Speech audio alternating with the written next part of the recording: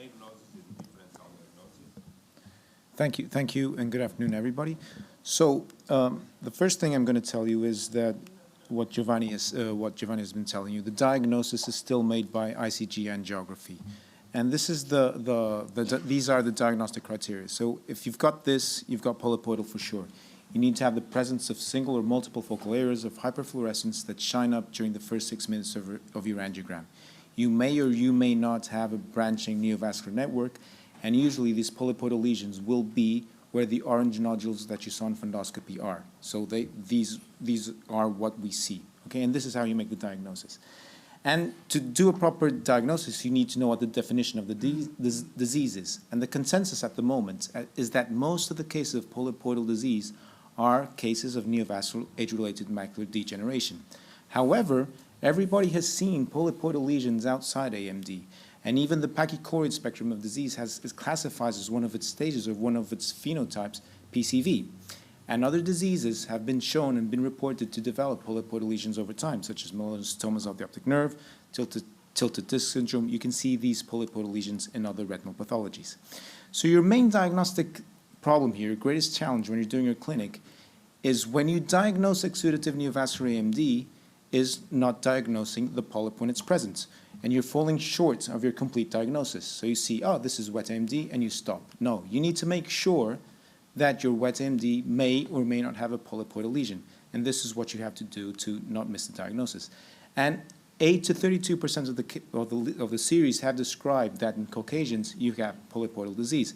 Usually it's around 10 to 15%. So if in your Caucasian population you're not having this percentage of PCVs, then you're probably underdiagnosing. And you're just diagnosing the patients as wet AMD. And we miss these patients because we're not doing as many dye angiograms as we used to.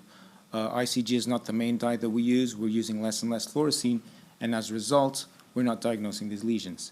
And it is important to diagnose them because half of our patients with polypoidal will have a poor response to anti-VEGF therapy. And this means that you may need to be changing your anti-VEGF agent, or if we get combination therapy, you might need to be thinking about this.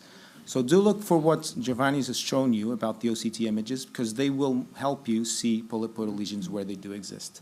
And you need to have a high index of suspicion to detect them. Another phenotype of AMD that can cause to some confusion is type 3 neovascular lesions. Why? Because they also have pigment epithelial detachments. When they're in the late stages of the disease, they're poor responders as well. And you don't have to have a large hemorrhage to have PCV. You can have PCV with small hemorrhages. And if you look at these images, you can see that the hot spot in the ICG in the patient that has type 3 neovascularization is actually not at the periphery of the pigment epithelial detachment. It's more close to the center, while in the PCV, you're going to see the polypoidal lesion more at the periphery. And if you look at the OCT, you will see that the lesion of the type 3 neovascularization is within the retina, whilst the PCV lesion is going to be underneath the retina. Moving away from AMD, we have this pachychoroid spectrum of diseases, and you see that PCV is there. Okay, and now this is the question that Angela was talking about. What are these patients? What are these patients that don't have AMD but do have PCV associated with the pachychoroid? Well, this concept has been known for some years. People were calling this idiopathic PCV. These were the patients that were younger, they had thicker choroids, they didn't have any drusen, they don't have AMD for sure, but they have polypoidal lesions. This is a 50-year-old patient from my clinic who had a perfectly normal right eye, and you have no doubt that the left eye has several polypoidal lesions and are there that you can see on the OCT and the ICG as well. So you can have polypoidal lesions outside AMD, so you need to be paying attention for this.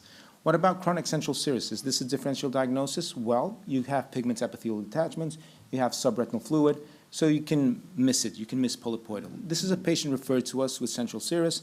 It looks like a nice central serous case with an epiretinal membrane with a small pigment epithelial detachment, subretinal fluid, pretty straightforward. But look closely at this pigment epithelial detachment. It's got the finger-like projection, and it's got a double layer sign. So this is a sign of neovascularization.